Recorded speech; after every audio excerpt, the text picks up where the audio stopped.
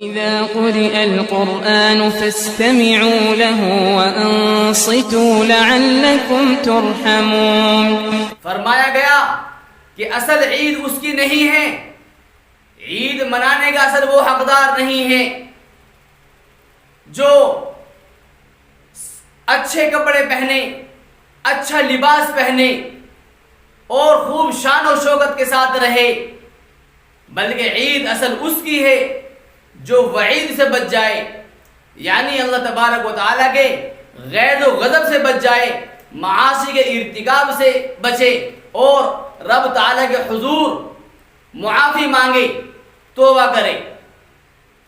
فرمایا گیا کہ عید اصل اس کی نہیں ہے جو عود کی خوشبو لگائے، عید اس کی نہیں ہے جو عود کی خوشبو لگائے یا طرح طرح کی خوشبو لگائے، بلکہ عید اس کی ہے جو سچی پکی توبہ کرنے والا ہو، جو سچی پکی توبہ اپنے مالک حقیقی سے کر لے اور مستقل یہ عزم کر لے کہ آئندہ کسی معاصی اور جرائم کا ارتکاب نہیں کرے گا.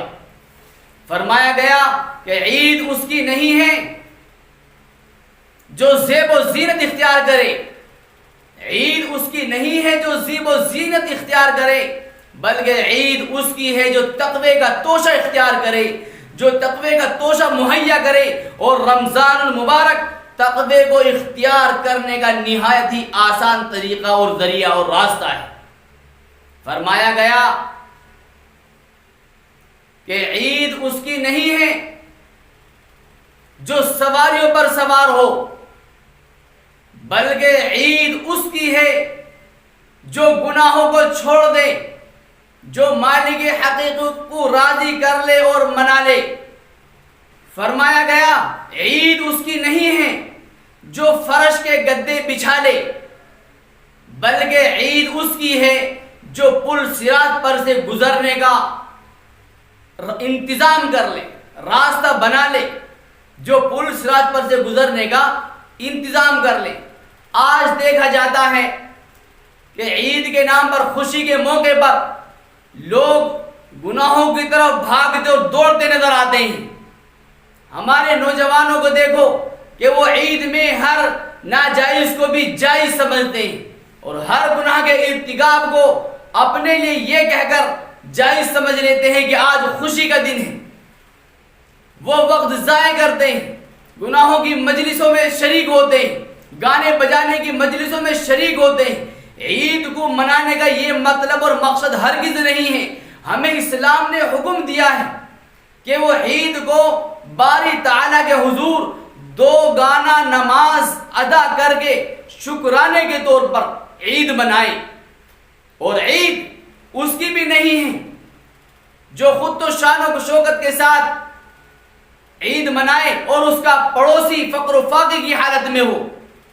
عید اس کی نہیں ہے جو خود تو خوب زیب و زینت اختیار کرے اور اس کے پڑوس میں فقر و فاقے آ رہے ہوں. عید اس کی نہیں ہے جو خود تو شان و شوکت کے ساتھ عید منا رہا ہو اور اس کے اطراف میں کچھ یتیم اور بیوائے ہوں جن کے پاس عید منانے کے لیے توشہ بھی مہیا نہ ہو. تو یاد رکھیں، سب سے پہلے اس بات کی طرف نظر دوڑائیں کہ کہیں ہمارے اطراف میں کوئی کمزور تو نہیں ہے، کہیں کوئی ایسا آدمی تو نہیں ہے جو مستحق صدقہ فطرہ ہو اور اس مستحق تک ہمارا صدقہ فطر نہ پہنچ سکا ہو. اپنی خوشی میں غربا کو شریک کریں، یتیموں کو شریک کریں، ضعیفوں کو شریک کریں، مسکینوں کو اپنی خوشی میں شریک کریں، ان کے یہاں آنا جانا کریں، تبھی خوشی ہوگی اور تبھی رب تعالیٰ کے حضور سے ہماری بخشش اور رضا اور مغفرت کا پروانہ مل جائے گا. تو یہ ہے عید کا اصل مقصد جو اسلام نے ہمیں بتلایا. اللہ تبارک و تعالیٰ ہم سب کو اس طریقے کے مطابق عید پر خوشی منانے کی پوری توفیق نصیب فرمائے، ہر اچھے کام کی توفیق نصیب فرمائے اور ہر برے کام سے بچنے کی پوری توفیق نصیب فرمائے. آج کی مجلس میں اتنا ہی. تب تک کے لیے السلام علیکم ورحمۃ اللہ وبرکاتہ.